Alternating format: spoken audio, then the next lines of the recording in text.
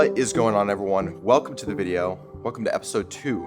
Today is going to be a great video because along with taking you through my training for the day, I'm also, throughout this video, going to be giving all of my top running gear recommendations. Everything from shoes to shorts, tights, shirts, hats, watches, supplements, everything. So if you're just getting into running and you want running gear recommendations from someone who's been running for a few years now and has tried a lot of gear, this video is definitely for you. It's also for anyone who's been running for a while and is just looking for different gear to try out. And lastly, it's Christmas season, so if you're just looking to get a gift for a runner in your life, this video is also for you. But with that being said, I'm gonna go through from head to toe, actually toe to head because I'm starting with my shoes, all the gear I recommend and all the gear I've been actively using throughout my marathon prep and all the things I really have been loving. But with that being said, I'm gonna finish up this coffee.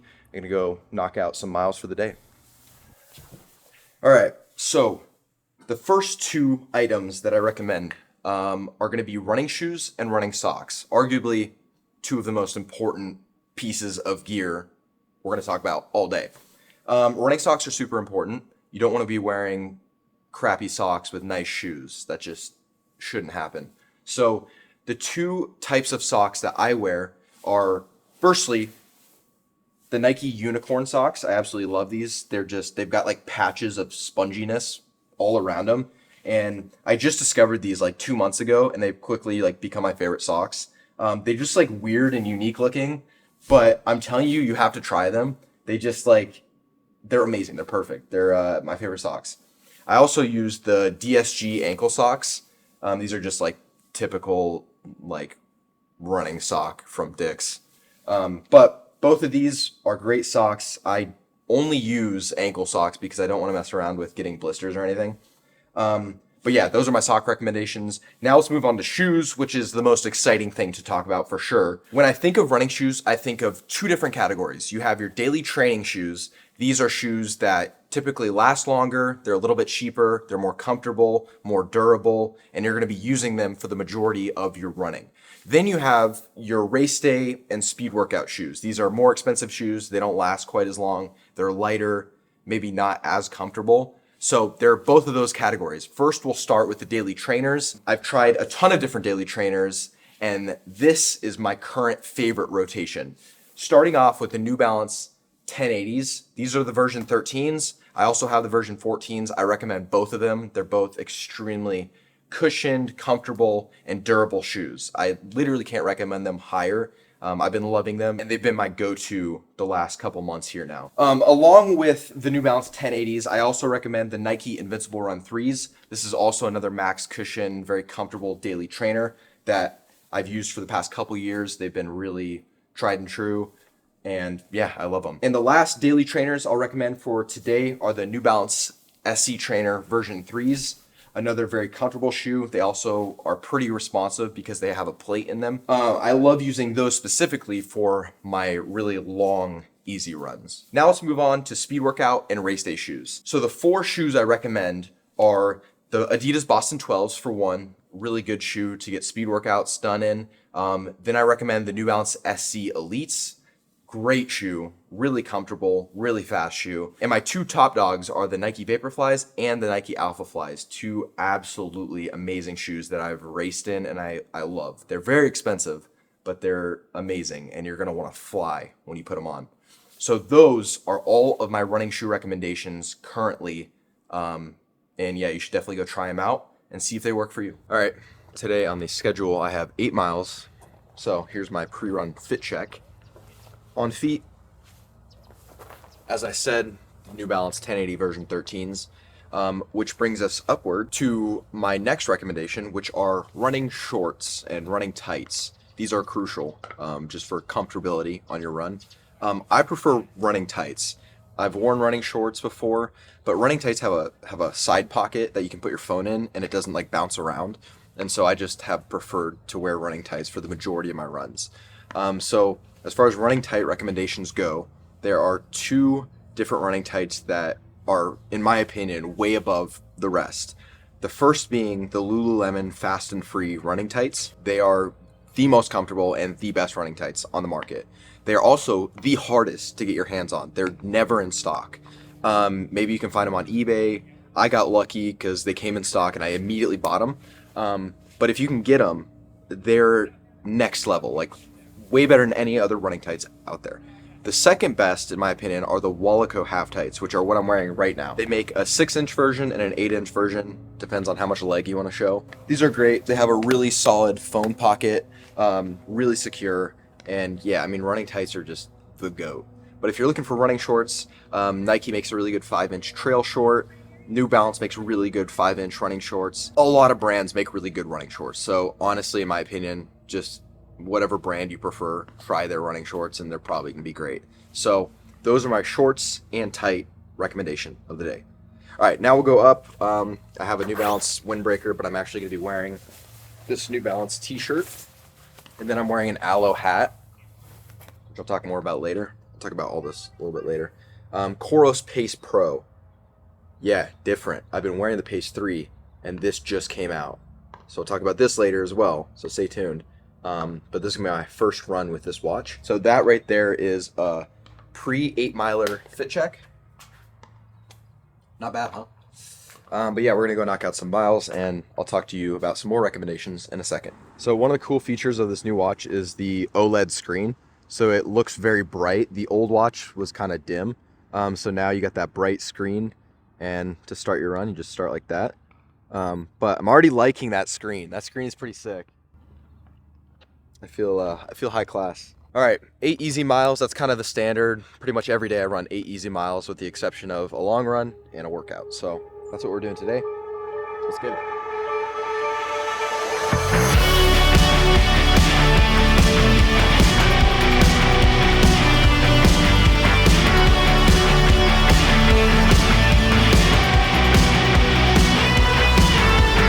Searching for sense, I've been searching for proof. Every dime that I find I have thrown in the fountain of youth. The fountain of youth.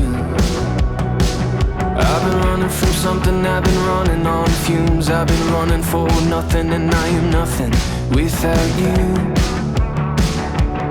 Without you. Hey, how you do? It's been a minute since I spoke to you. Look who you're talking to. You said, boy, you ain't got nothing to prove. Whoa, between the county lines and the one-way streets. Whoa. All right, so running shirts, that's my next article of clothing. Honestly, there are so many good brands that make so many good running shirts. So as long as you have a really light, moisture wicking and breathable shirt, that's what I recommend. All I can do is recommend not using a full cotton shirt. So yeah, I mean, New Balance, Adidas, Nike, On, they all make great running t-shirts. My personal favorite is the Lululemon Fast and Free running t-shirt or running tank top. But any of those are great options. Just make sure it's light, breathable, and moisture wicking.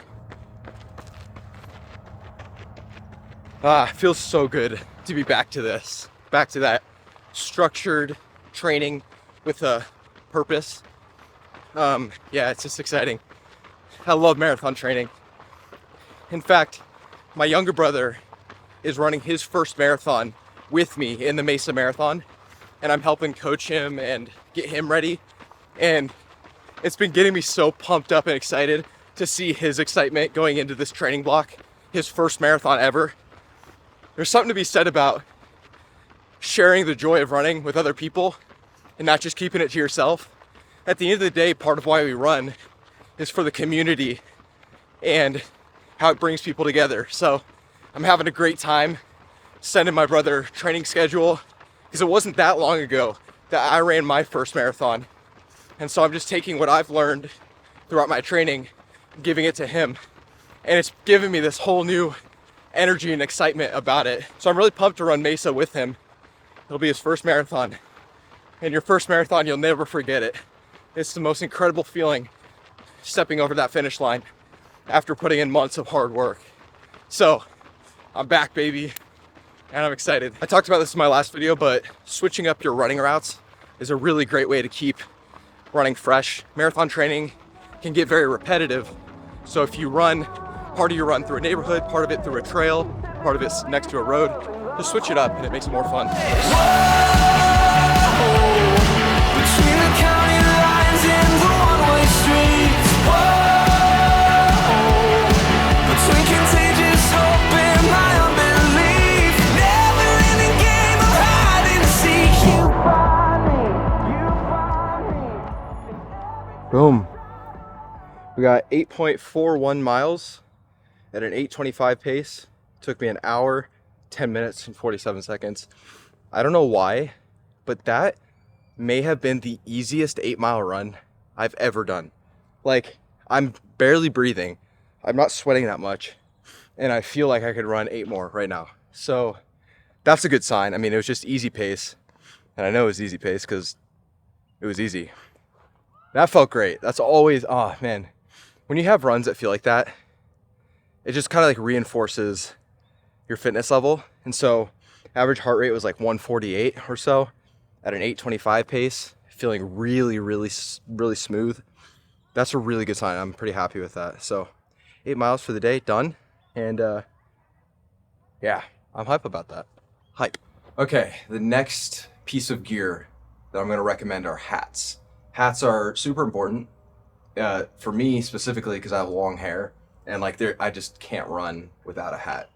So for me, I have 2 hats that I highly recommend. The first being the aloe hat. You see me wearing this in most of my videos. But it's just like an amazing, perfect fitting hat. I have really poofy hair, so this hat really like stretches nicely. It fits my head really well. And it's just really lightweight. So when you're looking for a running hat, make sure it's light, breathable, and stretchy. Those are the 3 things. And so I recommend the Aloe Performance hat, I think it's called. And then also the CLA running hat. The CLA running hat is probably the lightest hat I've ever worn. Yeah, it's just very flexible, great running hat. BPN has done a couple collaborations with CLA, so you can get some BPN CLA hats. Those are the ones I wear personally. And you can also get them discounted. You can use my code and you'll get them for a discounted price, but those are the 2 hats I highly recommend. Lightweight, stretchy, breathable. The real name of the game with training for marathons is like just getting used to high mileage every day. So right now, like I was talking about earlier, my daily mileage is literally no less than 8 miles. So on Monday, I have an 8-mile run, Tuesday, 8-mile run, Wednesday, at least 8 miles, but sometimes more, and it's a workout. Thursday, 8-mile run, Friday, 8-mile run, Saturday, long run. And it's just getting used to big miles and doing that over and over. If you can get used to that, you're gonna be golden. And if you can keep yourself injury-free, that's all it takes, is really just like that dedication to the boring. And if you can be committed and disciplined, you'll find success months down the road during your race. It'll pay off, but it doesn't feel like it's paying off for a while because you get in this cycle of like just boring miles after boring miles. But trust me, just trust the process. Seriously, it will pay off, and you'll be glad that you stayed committed. For sure.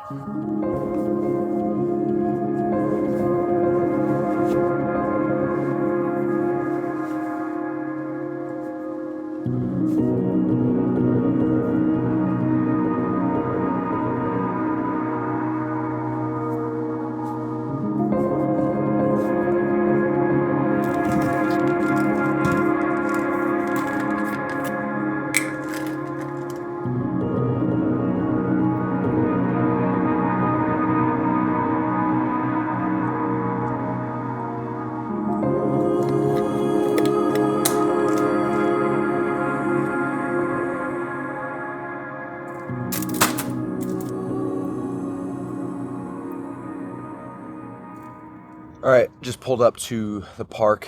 Gonna get an 8-mile run in again today. But I wanted to talk about my next piece of gear I recommend. These are called Beats Power Beats. They are the greatest running headphones in my opinion. Like I said, I tried the AirPods, but they would always slip out of my ear. So I found that these are the best because obviously they have that ear hook right there. But yeah, I listen to music probably on half of my runs, maybe a little more sometimes. I just think music is a really great way to kind of get your mind right, get your mind in the zone, and just make running more fun sometimes. There's nothing better in my mind than like throwing on like some Hans Zimmer or like a cinematic soundtrack as you're running. Makes you feel like you're in a movie. I absolutely love that feeling. So yeah, I definitely recommend listening to music. I wouldn't say do it on all your runs. Like, don't become dependent on music. In fact, like most of my long runs and speed workouts, I'm not listening to music just so I'm really like focused and like really in tune with how I'm feeling and my paces and my breathing. But I do think it can be a great tool to use throughout your training, just to make it a little more fun and more enjoyable. So I'm going to go knock out an 8-miler, come back, and then we're going to talk about watches. All right, my running fit of the day, got the New Balance 1080 version 14s on, then I've got the Lululemon half tights on, running t-shirt, and then Going More hat, and then the Coros Pace Pro. I'm also trying out this arm heart rate monitor. I've never tried it before, so that's not going to be on my recommendation for the day, but I'll let you know if I like it. So let's do this.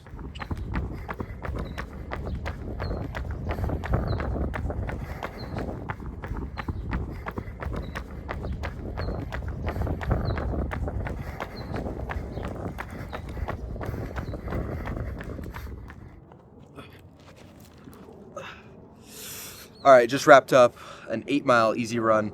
Felt really good. I did that at an 8:26 pace.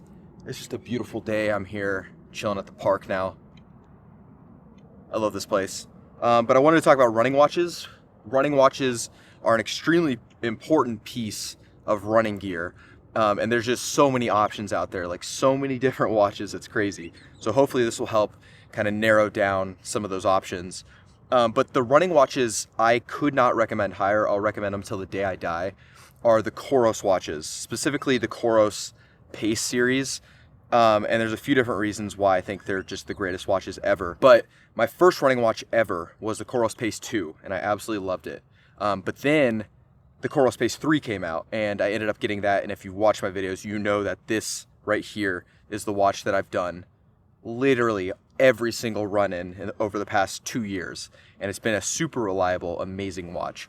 And the reason I recommend the Pace watches are for a few reasons. Number one, the price. It's like $200 something, which if you look at all the other watches out there that are similar quality, they are much more expensive. So the price is very affordable for such a great watch. It's also extremely lightweight. I think it's the lightest, if not one of the lightest running watches on the market, which you can really tell when you put it on your wrist. It's just nice to not have something like big and bulky on your wrist, just something really light that you forget you're even wearing. It's extremely accurate. The GPS is extremely accurate. It's been tested a lot by a lot of different people, and it's just been proven to be very accurate.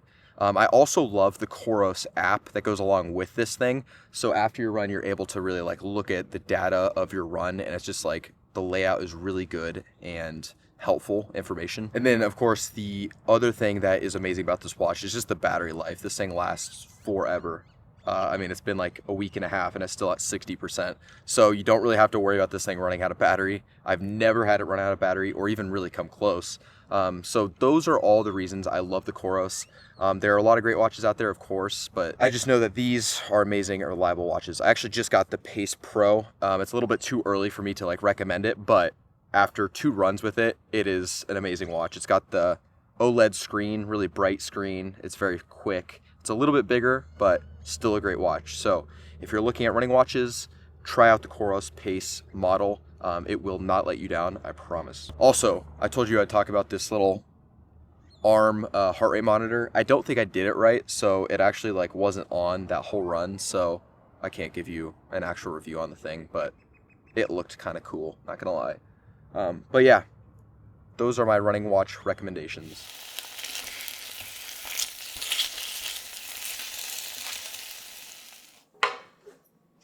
So it's time for lunch. I'm super hungry, but I wanted to take this time to talk about supplements. Although it's not technically running gear, I'm just throwing it in there anyways. But the most important thing, like when you're running all these miles, is to like make sure you're eating enough. So the majority of my diet and the things I eat on a daily basis are eggs, fruit, yogurt, chicken, rice, ground beef, pasta, things like that. That makes up the majority of what I eat. Occasionally, Chipotle will make its way into the mix. Kava might make its way into the mix. And then on the weekends, I might go get some pizza or a burger. But 80% of what I eat looks like this. So that is the most important aspect of your nutrition. But especially as a runner, it can be very helpful to supplement with different things. The supplements I personally take that I really enjoy and really help me in my running performance would be Go Bars.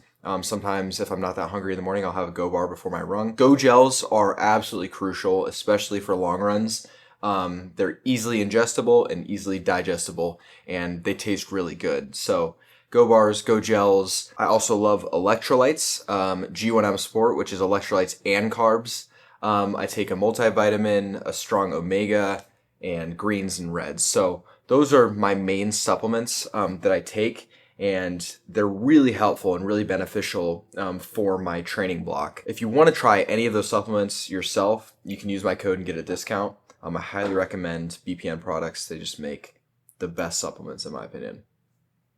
All right, to wrap up the video, I want to give my 3 honorable mentions. And they're honestly only honorable mentions because I forgot about them until now. There's so much running gear out there. There's so much. I couldn't think of everything.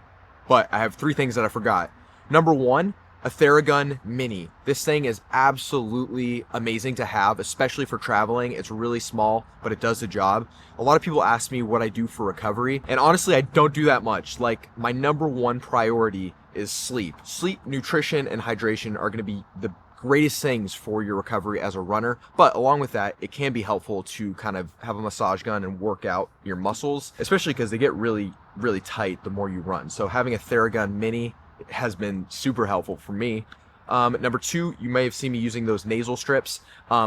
I'm not going to act like I know the science behind it and if it actually works, but for me what it does is expand my nostrils when I'm running, and it makes me feel like I'm breathing in more air. So if you kind of have a deviated septum or one of your nostrils doesn't breathe quite as well, try out some nasal strips. They might help you. The ones I use are from Pneuma nasal strips. They sent them to me, but you can honestly just get any nasal strips from CVS or just over the counter. And then my last recommendation is a handheld water bottle, specifically the Nathan Soft Flask. That, in my opinion, is the greatest handheld water bottle, mostly because as you sip it, it shrinks in size, and other water bottles are just a firm set size, and so even when you're finished drinking it, you still have to hold it, and it's still big and bulky.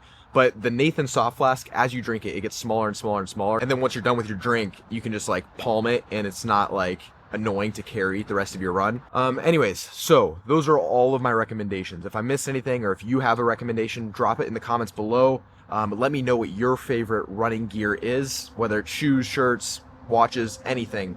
Drop it in the comments below. I love reading through all the comments and responding to as many of you as I can. If you enjoyed the video, drop a like. Make sure you're subscribed as well. But that wraps up another 53 mile week. We are steadily building. In the next few weeks should be closer to 70 miles a week. So we're in it now, and I'm excited, and I'm thankful for all of you supporting me and following the journey. So with that being said, I will see you all in episode 3.